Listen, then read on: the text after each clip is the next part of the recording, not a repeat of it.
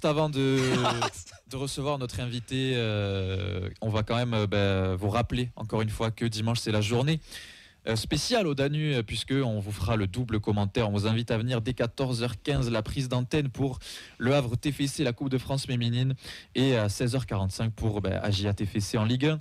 Donc il y aura toutes les animations habituelles, le speaker, le sécanto sur l'entrée des joueurs avec les écharpes, le quiz à la mi-temps et le concours de pronos. Il y a des boissons à gagner.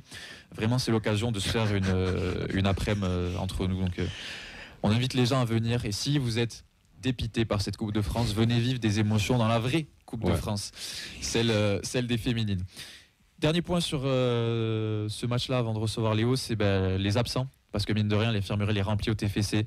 Nicolas Essène a rechuté, on vous l'a dit. Gbo, King, Sidibé ne sont pas là. Il va falloir jongler avec ça. Vers quoi on peut se tourner comme compo pour vous, messieurs? Fred, t'as une idée? La même, hein. La même que mercredi. Je sais pas, t'as pas trop le choix au final, quoi. Peut-être Siro de face à retour. la responsabilité. Ouais, enfin moi je serais même chaud de mettre Bouclal en pointe, quoi. C'était fin de début de saison pour essayer de retenter, quoi. Parce que franchement, Magri, on voit que ça fonctionne pas, Babika sur un côté, voilà, quoi. Et faire remonter Donum, tant pis. Waouh. Ah oui, non, mais je suis à ce point-là, hein, c'est du bricolage. Hein. J'ai pas cité de marque de magasin de bricolage, mais on est sur ce niveau-là quand même. Siro de retour, ça peut être une moi c'est une bonne nouvelle. Oui, tu redescends Canvo pour pas que Dag joue, et c'est bien.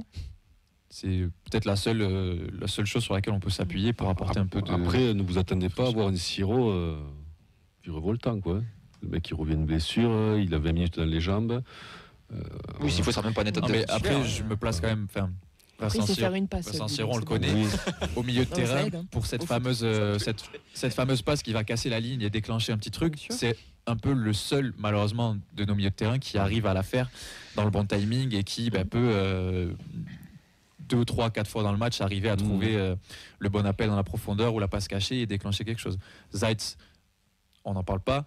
Caceres, c'est bon dans son domaine, mais je crois que c'est Mehdi qui nous parlait il n'y a pas longtemps de nos joueurs qui sont un peu multitâches et qui sont très forts dans certains aspects. Siro, pour moi aussi, c'est le fait sur les coups de pied arrêtés. Enfin, je sais pas vous mercredi, mais les mecs... avec Fred, on était juste en face du coup franc que Donum le tire, je crois. Non, mais c'est une vraie plus-value maintenant dans le foot. Enfin, les coups de pied arrêtés, un nombre de buts, c'est presque un tiers des buts qui sont marqués sur coups de pied arrêtés. Mais pour ça, il faut savoir les tirer, en fait. J'allais le dire, Rémi, je ne me rappelle plus le dernier coup franc. C'est Siro à Monaco, je pense. En direct, tu veux dire? Ouais. Siro à Monaco, je pense de loin. C'est le dernier que j'imagine, moi. Mais on a un réel déficit sur les coups de pied arrêtés, les corners aussi. Ça fait inoffensif sur les corners, alors qu'on en a. On en a 7-8 par match. L'absence de Siro sur ce point-là, pour moi, ça fait sentir aussi. Les coups francs. Ou d'un joueur créatif qu'on n'a pas recruté cet été. Cet hiver, pardon. Parce que ça a un prix. Le coup de pied arrêté, il faudra mettre le prix un jour. Il y a quand même, on avait cru un peu de mieux sur le match de Laval. On en met deux, non? Oui, on en met deux sur coup de pied arrêté. On a Soiseau qui les tire bien, mais pas forcément pour des coups francs directs. Ça sera plus pour des combinaisons que pour des coups francs directs. On a Soiseau, on a Caceres qui peuvent le faire aussi. Caceres contre Nice, à un moment, il change avec Donum, je crois, parce que tellement que c'est compliqué. Mais le problème, c'est que dans tous leurs matchs, vraiment, à chaque match, il y en a un qui les réussit bien, puis le match d'après, il les réussit pas des spécialistes. Non, c'est ça. C'est pas des références. On dit quelqu'un qui tire bien, c'est sur la régularité, c'est de savoir les enchaîner. Jérémy Mathieu 2009, quoi. Ça date, hein. Rémi, je me tourne vers toi. Tu nous as dit tout à l'heure que la semaine de tous les dangers n'était pas terminée. Ah non, pour moi, elle n'est pas terminée. Et pourtant, tu nous dis que c'est déjà compliqué pour espérer quelque chose dans cette saison. Et qu'est-ce qui pourrait être... Qu'est-ce qui va se passer si on perd dimanche par rapport à ce qui se passe maintenant, où on commence déjà à tirer un peu la tête vers le bas? Alors, je ne sais pas comment sont les têtes des joueurs. Donc c'est vrai que ce match-là, on en parlera sur la preview après derrière, mais même si j'ai un avis très personnel sur la question, je nous vois compliqué. Heureusement, on joue une équipe d'Auxerre qui aussi est moins dynamique que les équipes qu'on a rencontrées dernièrement, mais quoique Montpellier était très dynamique. Mais si on perd derrière, il va falloir commencer à mettre le bleu de chauffe, parce que moi, quand on me dit que la saison elle est réussie, alors oui, effectivement, on était à quelques points de l'Europe, mais ça avance quand même derrière. C'est-à-dire, alors bien sûr, les deux derniers n'avancent pas, Mais aujourd'hui, ça avance un petit peu. Saint-Etienne, depuis qu'ils ont leur nouveau coach, c'est mieux. Ils commencent à prendre des points. Donc Rennes aussi. Ouais, Rennes, ça va avancer. Donc attention. Plutôt regarder derrière dans le rétro si jamais ça se passe mal. Oui, forcément, il faut quand même regarder ce qui se passe dans le rétro parce que là, on fait Auxerre, on fait Paris derrière. L'option 0 sur 6, il existe. Auxerre, c'est 3 points derrière vous. En soi, c'est un match à l'extérieur qu'il faut aborder de la meilleure des façons. Et pour moi, de toute façon, c'est dans l'adversité aussi. On voit un peu comment. Tu vois du caractère dans cette équipe. C'est pour ça, c'est que là, pour moi, dimanche, c'est le révélateur. Oui, c'est le vrai test, je suis d'accord. Pour moi, c'est le révélateur. Ouais. Tu prends une belle claque à domicile avec un visage vraiment. Cata et voilà, c'est les gars, et montrez-nous de quoi vous êtes capables. C'est vraiment la semaine de tous les dangers. Ça mériterait un jingle. On sait jamais. J'espère que ce jingle sera réutilisé d'ailleurs. Oui, mais pas trop souvent. Mais après, tu peux gagner aussi. On met contre Angers, quoi. Voilà, désolé. J'ai envie d'y croire quand même. Mais on peut évidemment gagner. Oui. La GIA, on les a déjà battus cette saison. Comme on le disait tout à l'heure, de toute façon, il y a ce vent un peu qui fait peur, mais tu peux gagner à Auxerre. Le TFC est capable de tout cette saison. Bien sûr. Du meilleur, aussi du pire. Plus souvent que du meilleur. À l'extérieur, ils n'ont pas été beaucoup ridicules cette saison. Oui, il y a quand même. On va gagner à Lens, on a fait des choses quand même. À Monaco où ça se passe pas bien, mais sinon, c'est plutôt correct. Bon, il y a les 3 buts à Paris, mais bon, on n'a pas été ridicule. C'était pas ridicule dans le jeu, dans ce qu'ils ont proposé. Mais oui. Et puis même, on a rarement pris de valise, entre guillemets, quoi, je veux dire.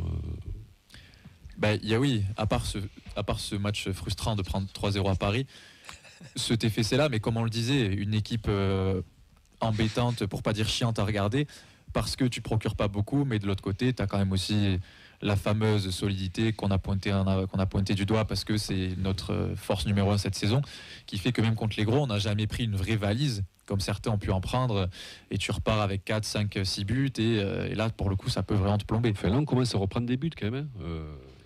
Là t'en prends 2, tu fais... pour moi, l'absence de Nicolaisen, elle joue aussi, et l'absence de prolonger un peu de Sidibé aussi, ça fait mal. Ouais. Quand on est un peu à la recherche de cadres et que t'en as 2 qui peuvent un peu postuler sur ça. Surtout que c'était leur fonction, quoi. Je veux dire, Sidibé, il était là pour cadrer, voilà, c'est... Moi, j'ai envie de vous dire que le seul avantage que je vois là, sur le match d'Auxerre, c'est que Auxerre n'a plus gagné effectivement depuis le 24 novembre. La série est catastrophique pour les Auxerrois. Entre guillemets, j'ai peut-être envie de dire, allez, si je vois un peu d'espoir, c'est peut-être l'adversaire qu'il faut prendre en fait pour se relancer. Tu veux dire qu'il y aurait un autre FC Relance ? Non, mais en fait, c'est vrai que quand on regarde les derniers résultats d'Auxerre, ça gagne pas contre Saint-Etienne, ça perd contre Dunkerque en Coupe de France. Ça a été un match, une défaite à Monaco. Enfin, autant ils avaient un début de saison vraiment très intéressant. Autant là, tu sens qu'ils reviennent en fait au niveau où ils devraient être pour un promu. Et c'est vrai qu'on a quand même joué Nice, qui était quand même dans une certaine dynamique. On n'a pas perdu par nos qualités, il faut quand même le souligner. Donc là, peut-être qu'effectivement, si on met le bleu de chauffe entre guillemets, on peut espérer effectivement faire un résultat du côté d'Auxerre. Donc en fait, match quand même avec de l'enjeu. Ah, complètement. Oui. Tu peux les mettre à 6 points. Le fameux match à 6 points. Ouais. Les fameux matchs de tous les dangers. Tu veux pas nous remettre un coup de jingle, s'il te plaît? Il est complètement court. Il nous cherche. Elliot, il reste dans le positif. Il arrive à être pire que Fred, c'est quand même incroyable. Il a quand même dit qu'il reviendrait plus au stadium quand même depuis mercredi, donc bon. Non, mais c'est le pire. Mais après, c'est un footix, lui. Mais de toute façon, je supporte Liverpool, donc bon. Oui, super. Ouais. Tu te tacles tout seul maintenant. Les Reds débiles. Bon, dans tous les cas, je vais le répéter encore une fois parce que vraiment, ça va pas arriver souvent qu'il y ait un quart de finale de Coupe de France. Pour nos violettes qui, là pour le coup on parlait d'un premier coup de mouche chez Redbird. Si on regarde ce qui se passe du côté des filles, même de l'académie, oui, c'est pour ça, même la structure du centre de formation, les travaux qui ont pu être faits, la rénovation, etc. Donc avant qu'on se quitte gentiment, je vous rappelle de venir à 14h15 pour la prise d'antenne dimanche. J'ai passé un bon moment avec nous. Il y aura certainement plein de gens de l'équipe. Et j'espère. Franchement, alors là, franchement, si je vends le match et que vous n'êtes pas là, c'est Mathilde. Par contre, si quelqu'un veut prendre des nouvelles de Camille qui est en train de faire son 57e tour du lac de la Ramée. Moi, j'attends d'avoir ma sélection pour le commentaire ou pas, tu vois. Et j'ai demandé aussi à Camille si Danube pouvait me négocier une petite télé avec Lyon-Reims sur le côté, mais je sais pas si ça a été accepté ou pas. C'était accepté.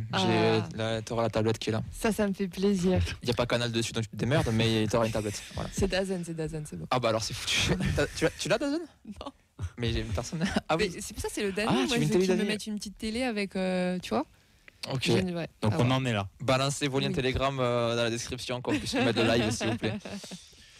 Dans tous les cas, on s'excuse quand même de ne pas avoir pu être avec notre invité. C'était Léo, plus connu sous le nom de Panenka Gia. Ça arrive, les problèmes techniques dans la vie. Il est lui aussi. Mais il est déjà venu dans l'émission. Plusieurs fois, c'est quelqu'un. On gagnera pour se manger. C'était vraiment une émission particulière. C'est quelqu'un qu'on vous invite à aller suivre si vous vous intéressez à la GIA. Tu veux pas faire les pronos avant de partir?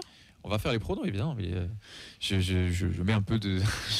Non, elle est pas à l'heure, t'inquiète pas. Je vois qu'il essaie de meubler, le garçon. C'est mignon. Il te reste plus une minute, t'es tranquille. Je l'ai, t'inquiète. On peut faire le tour des pronos. Ouais, mais tu sais quoi, je commence par Elliot. C'est quoi ton prono pour dimanche? 0-0. Bonne soirée. Vincent, vas-y. Un partout. CSC. Un partout. Putain, mais que de positif, Fred. C'était fidèle à ce que tu nous as mis sur. Moi, je repars dans la bataille là. Donc après cette émission, je vous ai entendu, je vous ai écouté, j'ai lâché ce que j'avais à lâcher et je repars dans la bataille. 3-1 pour nous, doublé de Zach. Et le troisième, je sais pas. Quelqu'un qui traîne. Quelqu'un qui traîne. Un pied et une tête. Allez, reste qui veut se racheter de son début de saison moyen et qui va tirer un pénalty et qui le met. Quoi. Rémi, ton prono? Je nous vois continuer à être dans le dur. 2-0 pour Auxerre. Mathilde? Alors moi déjà, j'ai commencé 1-1 et tir au but, parce qu'on parle d'abord du quart de finale. But de Sonia Rumiga et après 0-1 pour le TEF. But de King. Écoute, j'espère que tu auras raison, au moins pour un des deux. Je vais pas trop en demander, on va pas être trop gourmand, mais on espère qu'on pourra finir la semaine de tous les dangers avec 2 victoires dimanche. Au Danube tous ensemble. Dans tous les cas, on vous remercie. Moi, mon prono, t'as pas envie de le savoir. Si. Je ne vois pas gagner. T'as pas pris les dés? Je vais dire 1-1. Sacha, il rejoint Camille là sur ouais. Dans un club de marche dépressif. C'est assez difficile. On va peut-être ouvrir le divan. On va faire le relais.